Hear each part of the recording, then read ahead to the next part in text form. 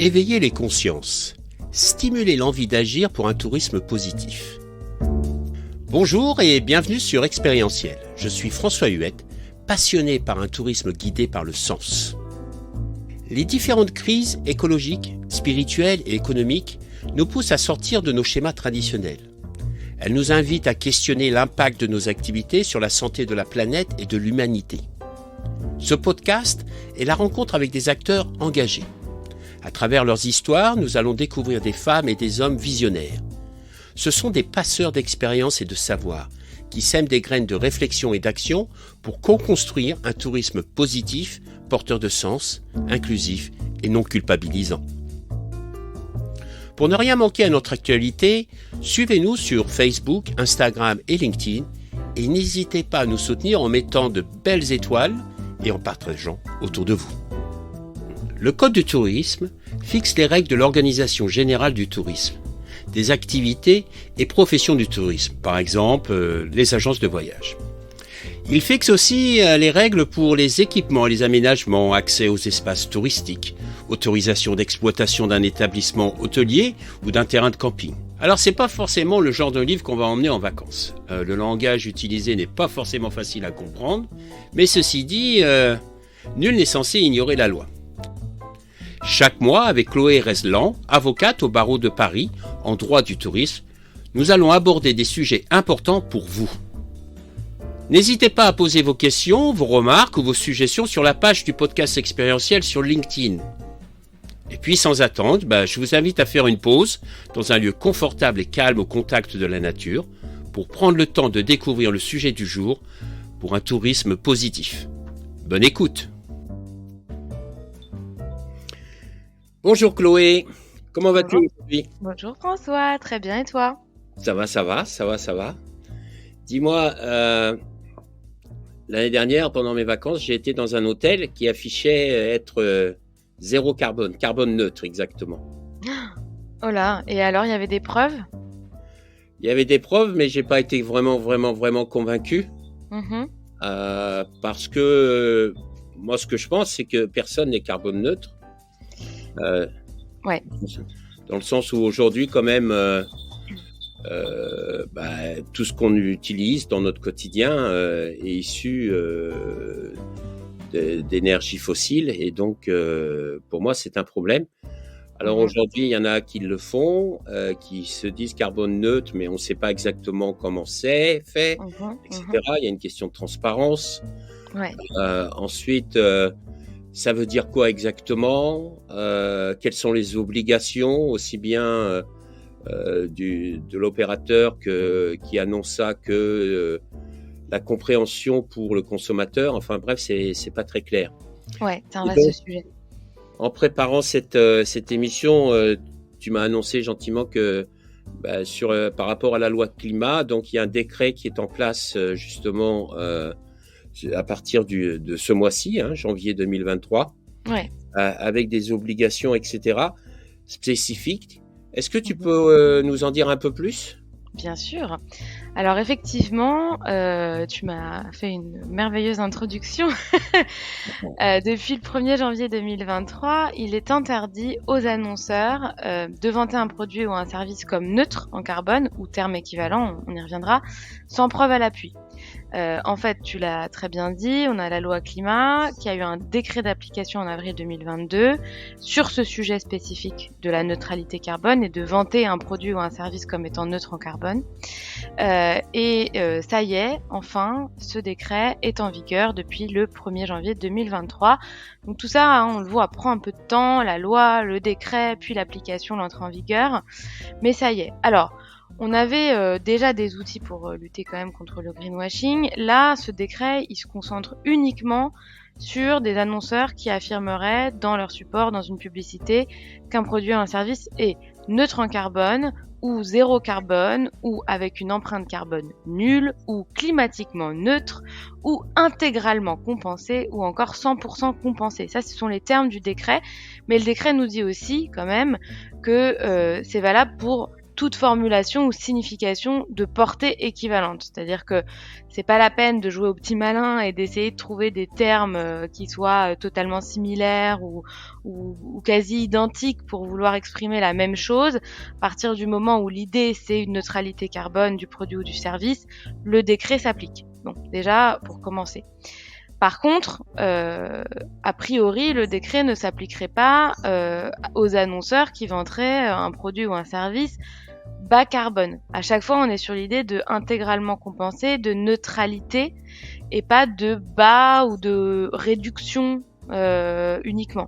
Donc c'est ça qu'il va falloir voir avec le temps et peut-être comment l'administration va interpréter ça, mais a priori, on est vraiment sur la neutralité uniquement. Donc désormais, on ne peut plus vanter la neutralité carbone de son produit ou de son service sans répondre à un certain nombre d'obligations. Et ces obligations, c'est de produire un bilan des émissions à effet de gaz des émissions de gaz à effet de serre, du produit ou du service qui est concerné. Et ça doit couvrir l'ensemble de son cycle de vie, c'est-à-dire de sa conception à sa destruction ou à son éventuel recyclage. On doit mettre ce bilan à jour tous les ans et le réaliser conformément à des exigences spécifiques de la norme NFEN ISO 14067 ou autres standards équivalents. Donc, il va falloir aller voir et aller creuser ce qu'attend cette norme, ce que demande cette norme pour les opérateurs précisément, qu'est-ce qu'il faut mettre, comment on calcule. On voit bien que ça va être difficile à mettre en place, on le sait, puisque calculer, c'est pas évident, mais au moins on a déjà cet indicateur-là et il faut produire ce bilan selon des normes qui sont déjà établies. Il va falloir aussi publier sur son site de communication au public en ligne, donc son site internet en gros, ou à défaut son application mobile, si on n'a pas de site internet mais une application mobile, un rapport de synthèse qui va venir décrire l'empreinte carbone du produit ou du service dont il est fait la publicité et la démarche grâce à laquelle les émissions de gaz à effet de serre sont prioritairement évitées. Donc il faut déjà d'abord essayer d'éviter d'émettre avant de réduire ou de compenser, parce que voilà, c'est prioritairement éviter, puis réduire, puis compenser, c'est ça que nous dit le texte. Mais on nous dit pas pour autant qu'il faut absolument éviter d'émettre du gaz à effet de serre pour pouvoir se vanter neutre en carbone. C'est-à-dire que le fait de compenser uniquement potentiellement suffit. Et c'est là où c'est du coup très discutable parce que finalement, si on lit ce décret, on a quand même l'impression que un producteur de viande bovine ou d'essence, il peut nous dire que finalement, il est neutre en carbone parce qu'il a compensé ses émissions. Voilà. Donc c'est assez discutable. Mais n'empêche qu'il faut quand même produire un bilan, il faut le publier et il faut le tenir à jour annuellement pendant toute la durée de commercialisation du produit ou du service, tant que l'annonceur affirme du coup dans des publicités que le produit ou service est neutre en carbone ou équivalent, en gros. Ça, c'est l'apport du décret. Je connais des opérateurs qui font des offres à bas carbone. Ouais. Mais alors, c'est la particularité de ces offres, c'est qu'ils disent, voilà, si vous venez et vous utilisez des moyens de transport type le train au lieu de l'avion, etc., est-ce que ça rentre justement dans ce décret ? Aujourd'hui, le décret, il parle que de la neutralité. Il parle pas de bas carbone. Donc, moi, j'ai envie de dire que si on l'applique strictement, non. La question, c'est est-ce que un jour, on va considérer que un opérateur qui parle de bas carbone utilise une formulation similaire à neutre en carbone ? Pour moi, non. Pour moi, dire qu'on est neutre et dire qu'on est bas, c'est pas la même chose. Donc, du coup, à mon avis, ça s'applique pas aujourd'hui. Ce qui veut pas dire, attention, qu'on n'est pas dans du greenwashing pour autant. Ça ne veut pas dire que c'est autorisé de dire qu'on est bas carbone quand on n'est pas vraiment bas carbone, sans prouver pourquoi on peut affirmer qu'on est bas carbone. Enfin, que son produit ou son service l'est. Parce qu'attention, encore une fois, ce décret vient renforcer la lutte contre le greenwashing. Donc aujourd'hui, on a des obligations spécifiques quand on veut alléguer qu'on est neutre en carbone ou équivalent. Pour autant, on a toujours des outils de base du code de la consommation sur la publicité commerciale trompeuse, si jamais on vient alléguer qu'un produit finalement ne correspond pas à ce qu'il est réellement. Hein. Donc faut faire attention. Il y a l'ADEME qui a mis, je sais pas si tu l'as vu, un outil en ligne anti-greenwashing. Je sais pas si tu l'as déjà vu. C'est assez bien fait. En fait, l'idée, donc ça fait quand même 29 pages, hein, donc faut le lire. Mais il y a à la fois des éléments de réglementation, donc notamment sur ce que je disais, sur la publicité trompeuse, faire attention à rester toujours mesuré dans la manière dont on présente son produit et son impact. C'est très important d'avoir cette mesure et ne pas utiliser des termes qui seraient faux ou qui pourraient induire en erreur le public sur les véritables qualités du produit.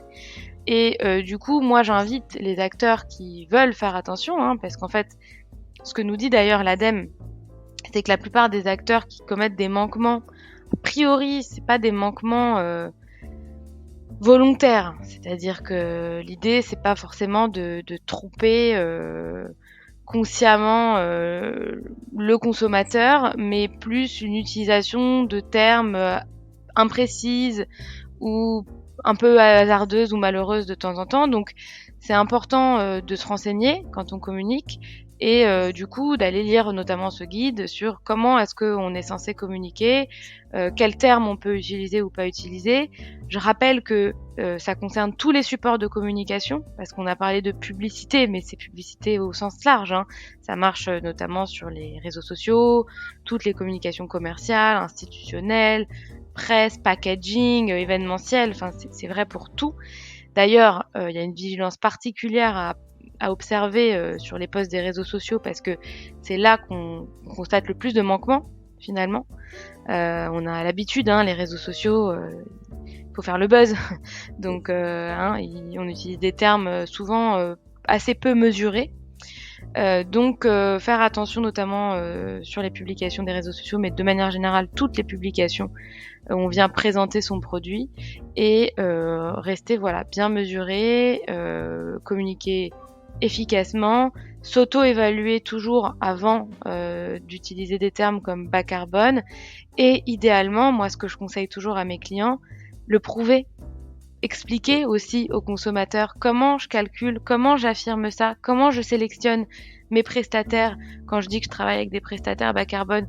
Je pense que, encore une fois, on dit toujours la même chose dans ce podcast, François, mais le juridique, la transparence, le business, c'est vertueux en fait. C'est-à-dire que c'est du customer care de pouvoir dire aux clients ou à ses prospects, voilà, moi je dis que je suis bas carbone, mais je vous explique pourquoi, et j'ai des rapports à l'appui, et je mets ça à jour régulièrement, et je m'auto-évalue en continu. C'est important parce que c'est mieux d'être sincère dans sa démarche, quand même, mais c'est important pour le consommateur aujourd'hui aussi. Chloé, dans ce rapport ou dans ce calcul que doit faire l'opérateur, est-ce qu'il y a des obligations, des spécificités quand même? C'est pas juste de faire un calcul et puis de le dire. Il doit avoir une forme de justificatif derrière? Alors, tout à fait. Donc, le législateur, il renvoie à la norme à laquelle je faisais référence tout à l'heure pour réaliser ce guide, ce fameux rapport. Ça, c'est important. Et le décret, il précise aussi qu'il faut que l'opérateur prévoit une annexe qui détaille les modalités de compensation des émissions résiduelles. C'est-à-dire que à partir du moment où on compense les émissions, il faut, et c'est censé être des émissions résiduelles, attention, il faut préciser la nature et la description des projets de compensation. Donc expliquer comment on compense en présentant également les informations sur leurs coûts. Donc combien ça coûte, en les classant selon des catégories. Les catégories sont décrites en fonction du prix des tonnes de CO2, donc il y a quand même des précisions à ce niveau-là aussi. Et il faut que l'annexe démontre que le volume des émissions réduites ou séquestrées via cette compensation correspond aux émissions résiduelles de l'ensemble des produits ou services vendus et concernés par la publicité. Voilà, donc il y a ça, il y a aussi, il faut préciser en tant qu'annonceur que il n'y a pas de double comptage de la compensation permise par ces projets. Donc il y a un certain nombre de critères quand même dans le décret.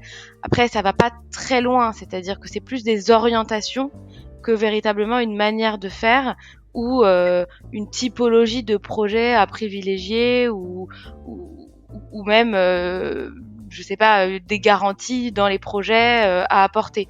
Donc ça reste quand même assez peu spécifique, mais il y a quand même des éléments à préciser à partir du moment où on parle de compensation. Hum. Et est-ce que dans ce décret, il y a aussi des spécificités sur la compensation? Parce que de ma connaissance, il y a plusieurs types de compensation. Par exemple, planter un arbre ou quoi que ce soit. Mais planter un arbre, c'est bien, mais il faut quand même vérifier dans quel type de culture c'est fait. Donc, par exemple, si on fait de la monoculture, ça n'a pas les mêmes impacts sur la biodiversité que vraiment cette diversité de cultures. Et donc, est-ce qu'il y a des obligations à ce niveau-là aussi? C'est-à-dire d'aller vers, quand on compense, on va vers des organismes qui ont soit des certifications, une certaine forme de crédibilité? Alors, tu vas un peu plus loin que le législateur, François. Non, dans le décret en tant que tel, il est très court, hein, ce décret. Il y a vraiment pas grand-chose. C'est une page, hein. C'est une page qui vient simplement dire que quand il y a des allégations environnementales sur la neutralité carbone, et ben à ce moment-là, il faut produire un bilan. Mais par contre, il y a un renvoi à la norme dont je parlais tout à l'heure, la norme NFEN ISO 14067. Donc, ce qu'il va falloir aller voir, c'est dans cette norme que je ne connais pas par cœur, mais qu'on peut creuser ensemble, voir comment justement on calcule et quels critères sont pris en compte, notamment pour la compensation. Mais le décret ne s'embarrasse absolument pas de ce genre de détails pour l'instant, hein. D'accord. Ok, super. Bon, même si le pas en avant est pas exceptionnel, il est quand même en avant. Donc, voilà, il est en avant, c'est ça qu'il faut souligner, c'est-à-dire que aujourd'hui, on a quand même concrètement dans le code de la consommation une section, enfin des dispositions sur les allégations environnementales, et donc on va bien préciser les outils existants sur ces questions de greenwashing, ce qui est quand même un pas en avant. Alors, est-ce que c'est suffisant? Je pense que beaucoup de nos auditeurs trouveront que non, et je les comprends. Maintenant, bon, on va quand même dans le bon sens et on va aussi voir comment tout ça est mis en œuvre. Ça va être intéressant d'observer est-ce que les opérateurs s'y conforment? Est-ce que du coup les opérateurs vont moins utiliser le terme neutralité carbone pour se diriger vers d'autres termes type bas carbone qui seraient pas totalement équivalents et qui rentreraient pas sous le coup de ce décret-là, ou est-ce que véritablement les opérateurs vont continuer mais vont aller produire des bilans et les publier sur leur site et faire en sorte que ce soit plus vertueux? Ça va être intéressant aussi de voir ça. Bon, super. Merci beaucoup, suivre. Chloé, pour ce partage sur ce décret. Avec plaisir. Qui est un pas en avant. Il faut quand même célébrer ça. Il faut quand même célébrer ça, tu as raison. Hein, parce que, je veux dire, faire pour ne pas faire, c'est une chose. Faire pour défaire, c'en est une autre. Mais là, c'est faire et pour avancer. Donc, voilà, ça va évoluer. Et je pense que aussi, ça peut être l'opportunité pour les professionnels du tourisme, ensuite, d'être force de proposition à faire évoluer ce décret de manière pertinente pour les opérateurs de ce secteur d'activité. Tout à fait. Eh bien, je te souhaite une très belle journée. À toi aussi. Et on se retrouve le mois prochain. Tout à fait. Ciao. Ciao. Voilà, c'est la fin de notre voyage du jour. J'espère que vous avez vraiment passé un agréable moment en notre compagnie et que nous avons pu semer des graines d'inspiration et d'action. Surtout n'oubliez pas, le tourisme de demain, c'est maintenant qu'on le construit et ensemble. C'est un tourisme qui est guidé par le sens, l'expérience et en lien avec nos territoires pour assurer la pérennité de nos métiers et de nos activités. C'est essentiel. Si vous avez vraiment aimé ce podcast, favorisez sa diffusion en lui donnant 5 belles étoiles sur Apple ou la plateforme podcast préférée que vous utilisez. Et puis, surtout, et ça c'est le plus important, n'hésitez pas à partager dans votre réseau. Essaimer la connaissance, essaimer le partage d'expérience. C'est essentiel pour chacun d'entre nous d'avoir accès à cette information. Et puis, si vous voulez continuer l'aventure avec nous, le voyage avec nous, eh bien, je vous invite à vous abonner pour suivre tous les épisodes gratuitement et être informé dès qu'ils sont publiés. Voilà. Je vous remercie et à très bientôt. Au revoir.